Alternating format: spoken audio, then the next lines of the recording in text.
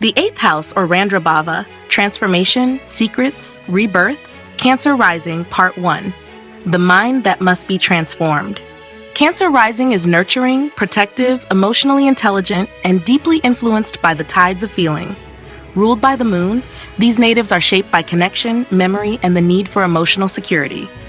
But the 8th house, Randrabhava, falls in Aquarius, a fixed air sign ruled by Saturn and co-ruled by Rahu. This is where Cancer's instinctual emotionality meets intellectual detachment. Where Cancer seeks to hold and feel, Aquarius steps back to analyze and question. In this house of death, rebirth, and psychological depth, Cancer Rising must learn to let go, not just of people or possessions, but of emotional ownership itself. Aquarius in the 8th does not grant dramatic collapse. It brings slow, cerebral unraveling. Transformation comes not through raw feeling, but through dispassionate clarity. The very thing Cancer Rising relies on, emotional resonance, is challenged here.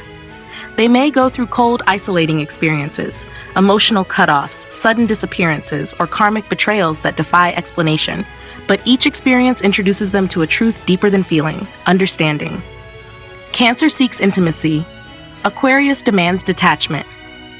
Cancer Rising craves emotional closeness, family loyalty, and a sense of belonging.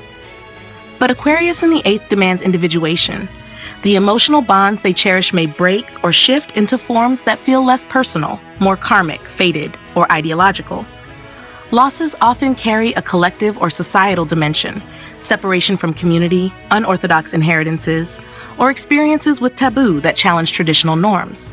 Friendships may blur into intimacy, and intimacy may dissolve into silence. This axis, Cancer to Aquarius, is about transcending the personal. The native learns that emotional transformation sometimes requires stepping back, that detachment isn't abandonment, it's clarity, that sometimes healing is not catharsis, but reconfiguration. Saturn and Rahu as lords, discipline and disruption. Saturn brings responsibility, restriction, and karmic accountability. Rahu introduces obsession, innovation, and unpredictability. Together, these rulers of Aquarius create an emotional paradox for Cancer Rising, the need to control the uncontrollable. If Saturn dominates, the native may respond to emotional trauma with withdrawal, suppression, or rigid boundaries. If Rahu dominates, they may become entangled in crises that are too complex, too fast, or too karmic to resolve easily. These natives may transform through unconventional paths: astrology, social justice, technology, or communities that defy family expectations. Inheritance or legacy may come through adoptive figures, non-traditional sources, or even digital technological means.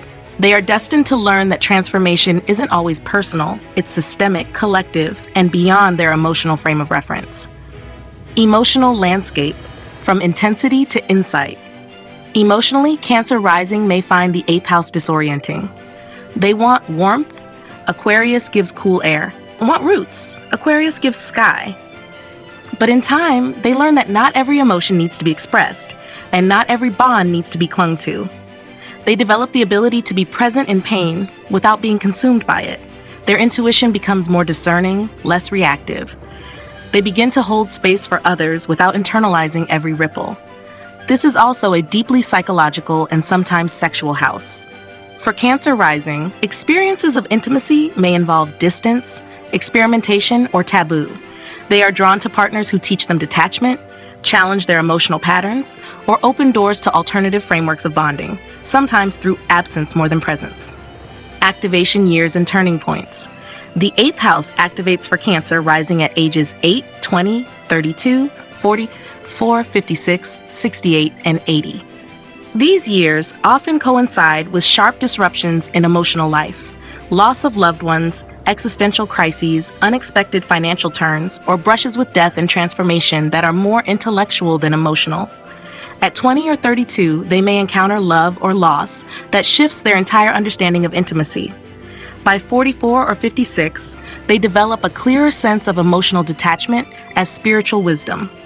These turning points are not always dramatic, but they are defining. They teach Cancer Rising to release the need to control outcomes and begin trusting the intelligence of life itself, from emotion to awareness. Ultimately, the 8th house for Cancer Rising teaches that feeling is not enough. Awareness is required. Aquarius transforms personal pain into insight that can serve the collective. The Cancer rising native must learn to love not just through closeness, but through clarity, through absence, space, difference, and choice. In the end, they become capable of holding both heart and head, of loving without losing themselves. This is where the nurturer becomes the innovator, where emotional history is no longer just remembered, but reprogrammed, and where the soul evolves not through sentiment, but through vision. The 8th house, or Randra Baba, transformation, secrets, rebirth, Cancer rising, 8 most transformative conjunctions in Aquarius, where emotion meets the edge of evolution. For Cancer rising, the 8th house, Aquarius, is a realm where raw emotional instincts must contend with cool intellectual distance. Ruled by Saturn and Rahu, Aquarius here represents psychological detachment, karmic circuitry, and collective transformation. The Cancer native, deeply lunar in nature, is thrown into emotionally alien terrain. In the 8th house, every conjunction becomes an experience of unraveling emotional security and replacing it with mental clarity, unconventional awareness, or radical redefinition. These 8 planetary conjunctions within Aquarius show how Cancer rising evolves, from emotional attachment into emotional intelligence. Moon and Saturn, guarded sensitivity or emotional mastery. The moon ruler of Cancer meets Saturn, its natural adversary, in this fixed air sign. For Cancer rising, this conjunction in the 8th house creates a push-pull dynamic between feeling and suppression. If benefic, it bestows quiet strength, emotional maturity, and the ability to sit with grief and secrecy without being overwhelmed. If afflicted, the native may close down, suppress vulnerability, or fear intimacy altogether.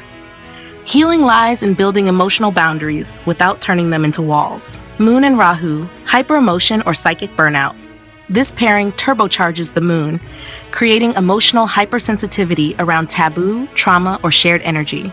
For Cancer rising, this may manifest as compulsive emotional entanglements, mood-driven obsessions, or irrational fears around loss. If benefic, it enables them to channel emotional insight into social reform, trauma therapy, or intuitive innovation. If afflicted, the emotional body gets hijacked by unconscious karma. The challenge: learn when to feel and when to release what's not yours. Sun and Ketu, ego unraveling or soul awakening. The Sun represents identity and clarity. Ketu represents disconnection and the unseen. For Cancer rising, this conjunction in the 8th strips away ego-driven needs in favor of quiet evolution. If benefic, it indicates a soul who finds identity through transformation, even through withdrawal. If afflicted, the native may feel invisible, insignificant, or stuck in cycles of existential disorientation.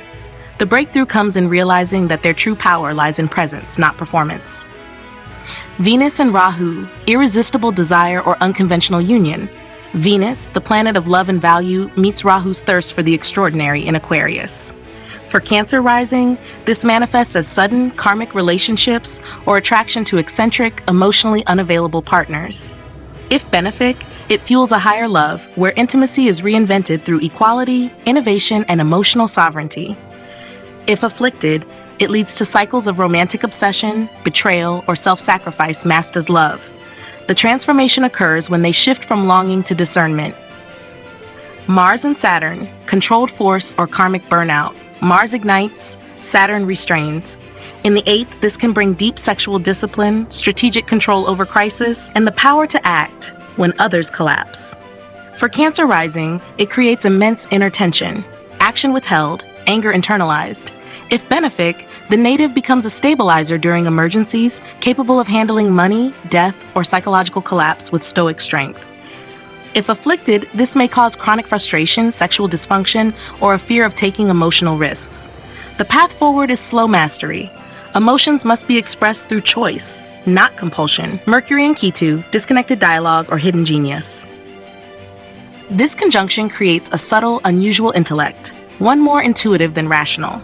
For Cancer rising, it may show up as sudden flashes of deep psychological understanding or the capacity to speak about pain with unnerving clarity. If benefic, it fosters profound insight, researchability, and subtle emotional articulation. If afflicted, it creates mental fog, communication gaps in intimacy, or avoidance of uncomfortable truths. The wisdom emerges when silence becomes intentional, not avoidant. Venus and Saturn, love as duty or relationship maturity. This pairing brings grace into structure. In the 8th house of shared intimacy, Cancer rising learns to approach relationships with commitment, boundaries, and slow deepening trust. If benefic, it leads to enduring bonds and emotional constancy through time-tested loyalty. If afflicted, the native may feel unloved, undervalued, or locked in emotionally cold partnerships. The lesson is to reframe love as a practice, not a fantasy, and to ask for warmth, not just offer it. Sun and Rahu, inflated identity or revolutionary authority. This fiery pairing gives the Cancer native immense transformative potential, especially in the realms of shared finances, taboo subjects, or social change. If benefic, they may become a visionary voice in areas others fear to tread: sexual wellness, death care, or collective trauma. If afflicted, ego may inflate, leading to manipulative behaviors, status seeking in spiritual or occult circles, or disconnection from grounded relationships. The transformation lies in wielding visibility without feeding the void. In summary, in Aquarius's 8th house, Cancer rising is taught to let go of emotional clinging and grow into emotional discernment. Each conjunction invites them to release what feels safe and instead embrace what is true, even if it's uncomfortable, impersonal, or unfamiliar. The moon's influence makes this journey deeply felt, even when Aquarius tries to intellectualize it. But with time, Cancer learns to hold space for both: feeling and freedom, memory and movement, nurturing and non-attachment. This is where the caregiver becomes the awakener, where private emotion becomes public purpose, and where healing moves beyond the family circle into the field of humanity. The 8th house, or Randra Bhava, Transformation, Secrets, Rebirth, Scorpio rising, Part 1. The depth that must be dissected. Scorpio rising lives with intensity just beneath the surface, magnetic, probing, and emotionally complex. Governed by Mars and Ketu, this ascendant is naturally attuned to themes of control, vulnerability, secrecy, and transformation. Life itself is perceived as something to master and survive. Yet even for a sign so familiar with the underworld, the 8th house brings a profound confrontation. Because for Scorpio rising, this house falls in Gemini, ruled by Mercury. Here, the deep waters of Scorpio meet the airy, analytical curiosity of Gemini. This is the mirror that reflects back what Scorpio cannot control: the chaos of thought, the multiplicity of perspectives, and the unpredictability of communication in intimate spaces. While Scorpio moves through life with calculated emotional awareness, Gemini in the 8th challenges them to process complexity not through instinct, but through inquiry.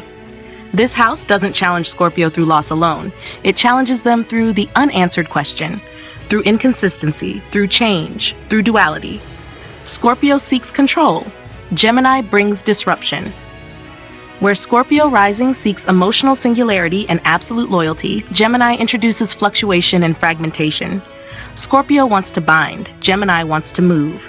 This axis activates powerful tension between depth and detail, permanence and possibility. In the realm of shared resources, trust and intimacy, Scorpio rising is forced to navigate dual realities: what is spoken and what is hidden, what is felt and what is thought. Relationships can become a battleground between emotional security and intellectual distance. Conversations may trigger vulnerability. Secrets may be exposed through words. And crisis may arrive not with thunder, but through a sentence, a phone call, a misunderstanding. The journey here is not about becoming more guarded. It's about becoming more aware of how communication is also a form of transformation. Mercury as Lord, the analyst within the depths. Mercury governs the 8th house for Scorpio rising, making communication, thought, and cognitive patterning key components of their emotional rebirth. This means that the very process of transformation must now engage the mind. If Mercury is strong, the native can articulate pain, process trauma logically, and help others through writing, therapy, or analysis. If afflicted, they may become caught in obsessive thinking, secrecy through speech, or emotional avoidance disguised as mental clarity. The challenge for Scorpio rising is to integrate Mercury's gifts, to speak, to analyze, to name what they once only felt. It is no longer enough to sense the undercurrents, they must also describe them. Power lies not only in silence, but in precise, courageous articulation of truth.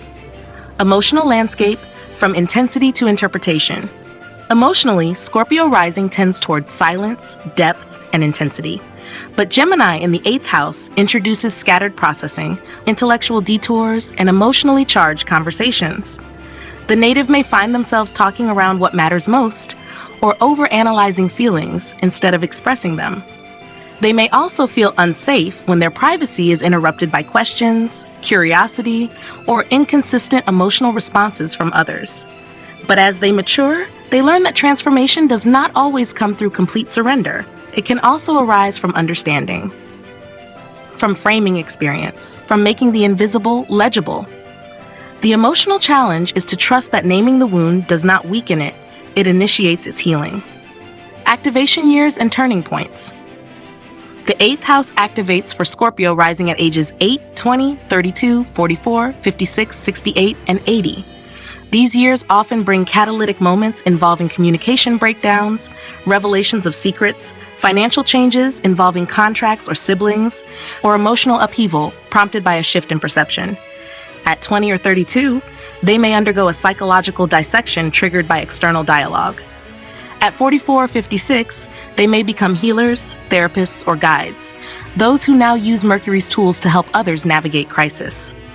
Each cycle deepens their skill not only in feeling, but in interpreting feeling, in organizing emotional chaos into coherent truth, from instinct to integration. Ultimately, the 8th house teaches Scorpio rising that power isn't just about emotional force, it's about emotional intelligence. Gemini brings the ability to adapt, to observe, and to translate pain into insight. It teaches Scorpio to listen not only to instinct, but to language, to soften rigidity with reason, to allow multiplicity, even in the most sacred inner spaces. This is the house where the keeper of secrets learns to speak, where the silent survivor learns to explain, and where Scorpio rising becomes not just a vessel of depth, but a voice of transformation. The 8th house, or Randrabhava, Transformation, Secrets, Rebirth, Scorpio rising part 2, 8 most transformative conjunctions in Gemini, where thought becomes therapy and crisis demands communication. For Scorpio rising, the 8th house lies in Gemini, a sign of communication, intellect, and duality.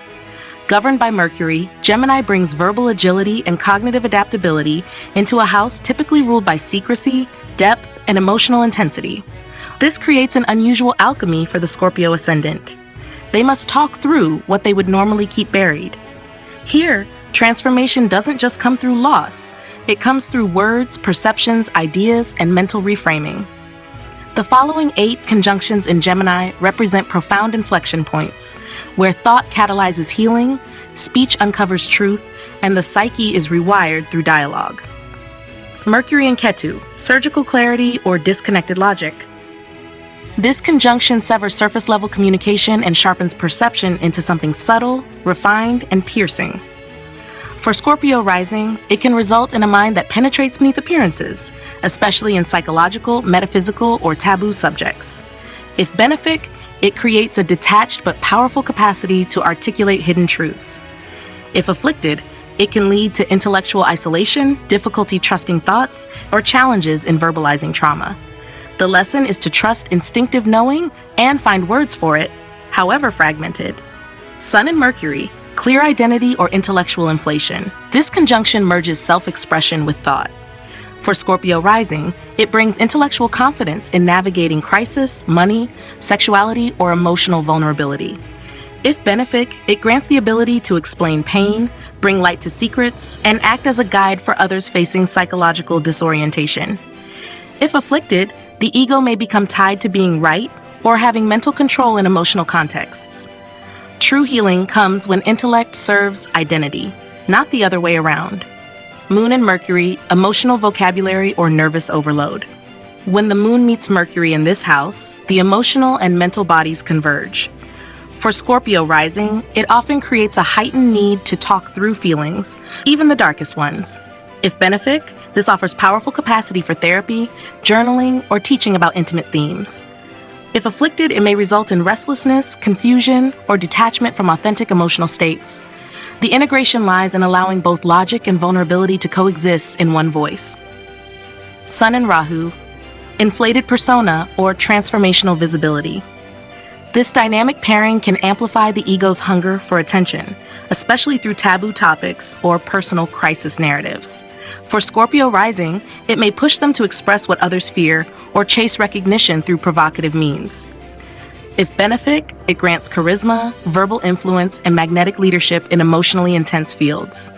If afflicted, it may lead to manipulation, scattered identity, or mental obsession. The path forward lies in using voice as a tool of healing, not just of self-promotion. Venus and Mercury, persuasive healer or pleasing narratives. This graceful pairing brings aesthetic charm and articulate diplomacy into a house of psychological exposure. For Scorpio rising, it gives the ability to soothe with words, teach about sexuality or finance, or build bridges through communication in vulnerable settings. If benefic, it results in careers or partnerships grounded in empathy and clarity. If afflicted, it may prioritize superficial peace over truthful disclosure. The lesson is to speak beautifully, but not at the expense of honesty. Mars and Mercury, verbal precision or argumentative instinct. When the ruler of Scorpio, Mars, joins Mercury in Gemini's airy battlefield, speech becomes a weapon or a tool of precision. For Scorpio rising, this can manifest as assertiveness in uncovering secrets, defending boundaries, or initiating hard conversations. If benefic, it offers cutting clarity and courage in communication. If afflicted, it may result in verbal aggression, sarcasm, or psychological combativeness. The evolution comes when words become instruments of clean action, not harm. Moon and Rahu, emotional disruption or psychic intelligence. This conjunction stirs deep emotional curiosity around taboo subjects, shadow psychology, or complex relationship dynamics. For Scorpio rising, it amplifies the emotional mind in erratic, sudden ways. If benefic, it grants intuitive insight into the emotional needs of others, often channeled into healing or counseling. If afflicted, it can cause instability, obsession with emotional control, or erratic responses to intimacy. Growth happens when the native learns to observe emotion without immediately reacting. Venus and Rahu, alluring narratives or compulsive connection. This magnetic conjunction enhances desire for intimacy, verbal charm, and mental sensual pleasure. In Gemini's 8th house, it may bring attraction to forbidden love, secret affairs, or emotionally charged communication. If benefic, the native becomes a seductive communicator, capable of emotional storytelling and magnetic intimacy. If afflicted, it may cause obsessive relationships, confusion between words and actions, or self-deception in emotional or financial entanglements. Evolution emerges when attraction is balanced by emotional discernment. In summary, for Scorpio rising, the 8th house is not just where feelings fester, it's where they are spoken into light. Gemini here teaches that pain must be processed through reflection, dialogue, and interpretation. These conjunctions initiate transformation by making Scorpio rising question what they believe, how they speak, and what they hide behind silence. In this space, intellectual growth is no longer optional. It's essential for emotional survival. Here, the soul doesn't just confront crisis, it converses with it. Language becomes liberation, perception becomes power. And Scorpio rising learns to think through pain, not to escape it, but to master it. The 8th house, or Randrabhava, Transformation, Secrets, Rebirth, Pisces rising, Part 1. The sensitivity that must find sovereignty. Pisces rising moves through life with permeability, imagination, and a longing for soulful connection. Governed by Jupiter and co-ruled by Neptune, or Ketu in classical frameworks, this ascendant is often more attuned to emotional nuance and spiritual resonance than to form, structure, or ego identity. These natives drift toward unity, merging, and meaning. But the 8th house, Randrabhava, confronts them with Libra, a sign ruled by Venus and rooted in balance, fairness, and refined intelligence. This is the mirror that insists on clarity. Where Pisces dissolves, Libra evaluates. Where Pisces yields, Libra asserts equilibrium. The dreamer must now learn to stand firm in the subtle territory of emotional contracts, psychological depth, and energetic accountability. Libra in the 8th house introduces the Pisces native to the undercurrents of emotional justice, the need for discernment in intimacy, and the demands of clarity in complex partnerships. The one who surrenders too easily must now learn boundaries. The one who floats through emotional realms must now develop inner poise. Pisces seeks union. Libra demands mutuality. Pisces rising often enters relationships and life experiences through intuition, emotion, and faith. But Libra in the 8th house doesn't simply allow surrender. It insists on emotional equilibrium. This axis pulls Pisces into entanglements where intimacy, power, sexuality, and trust must be negotiated. Libra demands conscious engagement with dynamics of give and take. It refuses to let the Pisces native lose themselves in another's current. This placement often brings experiences where love is not unconditional, but transactional, where the dream of fusion is challenged by the mirror of fairness. Emotional power must be shared. Secrets must be named. Shared resources, emotional contracts, and hidden truths must be dealt with not mystically, but mindfully. Venus as Lord, grace in the midst of gravity. Venus rules this house and brings themes of love, beauty, harmony, and partnership into the domain of psychological transformation. For Pisces rising, this means emotional rebirth is initiated not through collapse, but through relational insight. The partnerships they form, romantic, financial, or karmic, become the stage for transformation. If Venus is strong, they navigate intimacy with diplomacy, emotional intelligence, and relational poise. If weak or afflicted, they may experience imbalance, manipulation, or passive sacrifice in emotionally charged relationships. Transformation begins when the native learns that kindness must include boundaries, and that beauty, when brought into the depths, must have integrity, not illusion. Emotional landscape from merger to discernment. Emotionally, Pisces rising is fluid, forgiving, and prone to carrying others' emotions as their own. But Libra in the 8th requires refinement of this openness. Here, the emotional body must learn to differentiate between resonance and responsibility. The Pisces native may initially attract relationships that are emotionally or sexually intense but confusing, where they feel overpowered, overlooked, or morally compromised. This placement teaches them to name the imbalance, to withdraw when necessary, and to honor their worth. It's no longer enough to feel deeply, they must choose wisely. Emotional power is no longer about sacrifice, but about standing within grace, with clarity and conscience. Activation years and turning points. The 8th house activates for Pisces rising at ages 8, 20, 32, 44, 56, 68, and 80. These years may bring profound relationship transformations, awakenings in emotional patterns, or karmic reckonings through financial, sexual, or psychological encounters. At 20 or 32, they may be pulled into intense relationships that challenge their ideals and demand self-definition. At 44 or 56, they may emerge as counselors, peacemakers, or facilitators, those who have learned the art of harmony within storm. These years are portals where the Pisces rising learns not to escape through compassion, but to evolve through conscious balance. From surrender to sovereignty. Ultimately, the 8th house teaches Pisces rising that depth requires not just feeling, but equity. Libra in this house shows that the soul's transformation is not always through loss. It can come through refinement. The beauty they seek must be earned through balance. The intimacy they long for must be entered through consent, choice, and clarity. This is where the empath becomes the diplomat, where compassion is paired with discernment, and where Pisces rising no longer disappears into love, but rises within it, whole, aware, and anchored. The 8th house, or Randrabhava, Transformation, Secrets, Rebirth, Pisces rising, Part 2. 8 most transformative conjunctions in Libra, where emotion must be balanced and intimacy refined. For Pisces rising, the 8th house lies in Libra, a sign of refinement, fairness, and relational awareness. This house governs crisis, psychological depth, sexuality, and transformation. Yet Libra demands poise, beauty, and rationality even in the underworld. The Pisces native, who typically navigates life through surrender, empathy, and porous boundaries, is here challenged to face intensity with balance and to approach emotional entanglement with discernment. Each conjunction in Libra invites Pisces rising to bring grace into vulnerability and justice into intimacy. These 8 conjunctions mark moments of karmic rebalancing and emotional calibration, where surrender meets sovereignty. Venus and Saturn, devotion with boundaries, or love as duty. This grounded pairing fuses affection with maturity. For Pisces rising, it creates emotional relationships that test loyalty, endurance, and fairness over time. If benefic, it grants depth in intimacy, love that matures through difficulty, and financial or emotional stability in joint resources.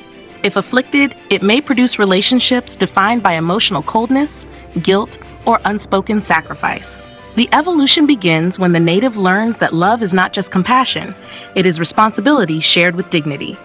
Venus and K2 detached affection or mystical bonding. This conjunction diffuses Venus's desire into a subtle spiritual longing. For Pisces rising, it brings themes of ghost-like intimacy, past life ties, or love that feels elusive. If benefic, it fosters quiet devotion, artistic sensitivity, and the ability to love without clinging. If afflicted, it may result in emotional withdrawal, unreciprocated affection, or absence in partnership. The native grows when they learn that presence is more important than fantasy and that boundaries are a form of love. Venus and Mars, passion with grace or conditional attraction. This sensual pairing brings romantic heat into Libra's poised terrain. For Pisces rising, it intensifies intimacy and attraction within the house of psychological merging and sexual bonding. If benefic, it creates balance between giving and receiving, desire and respect. If afflicted, it can trigger power struggles, transactional intimacy, or attraction based on unmet emotional needs. Transformation begins when they learn to integrate erotic honesty with emotional elegance. Venus and Rahu, magnetic love or karmic entanglement. This conjunction amplifies desire, especially in emotionally charged or socially complex relationships. For Pisces rising, it may lead to intense partnerships, hidden affairs, or obsessions around fairness and validation in love. If benefic, it gives charm, magnetic emotional presence, and artistic grace in intimate spaces. If afflicted, it leads to overcompensation in relationships, attachment to unavailable partners, or a need to control love dynamics. Growth lies in grounding attraction within emotional truth, not illusion. Sun and Venus, identity and love, or ego and intimacy. This elegant fusion brings charisma into emotional bonding and shared vulnerability. For Pisces rising, it may enhance their ability to attract harmony, lead in partnerships, or gain insight into their own emotional needs through relationships. If benefic, it supports confident yet graceful intimacy. If afflicted, it may tie self-worth to others' affection, or bring pride into conflict with vulnerability. Transformation occurs when they value their own inner beauty without depending on reflection from others. Sun and Saturn, inner authority or ego under trial. This disciplined conjunction tests the native's sense of worth and emotional power. For Pisces rising, it may surface as a need to earn emotional respect or build trust within high-stakes partnerships. If benefic, it cultivates maturity, leadership in emotional spaces, and reliability in crisis. If afflicted, it can suppress vulnerability, bring loneliness in intimacy, or create guilt around self-expression. The evolution comes through learning to show up for themselves emotionally, even when no one else validates it. Mercury and Venus, harmonized expression or polite avoidance. This conjunction brings grace to language and tenderness to analysis. For Pisces rising, it fosters the ability to speak gently about difficult emotional subjects, ideal for counseling, conflict resolution, or intimate conversation. If benefic, it enhances charm, fairness, and balanced emotional expression. If afflicted, it may result in evasion, avoidance of difficult truths, or intellectualizing feelings instead of living them. The breakthrough begins when honesty is chosen over harmony, without sacrificing kindness. Mercury and Rahu, strategic speech, or emotional misdirection. This mental pairing magnifies the desire to decode complex dynamics, especially in intimacy or shared decision-making. For Pisces rising, it may create a mind that fixates on fairness, trust, or power imbalance. If benefic, it grants persuasive speech, psychological insight, and the ability to process hidden patterns through communication. If afflicted, it can cause overanalysis, manipulative wording, or mental obsession with being understood. Healing happens when they stop rehearsing what to say and start listening from the heart. In summary, Libra's presence in the 8th house brings a unique challenge to Pisces rising, who must now refine their emotional instinct through conscious balance. These conjunctions expose the inner world of vulnerability to the outer structure of fairness, dialogue, and shared emotional justice. Power is no longer about surrendering entirely, but about choosing who and how to merge with. Here, Pisces rising is shaped not by mysticism alone, but by emotional ethics. Intimacy becomes a mirror, not a fog. And transformation comes not just from sacrifice, but from discernment in devotion.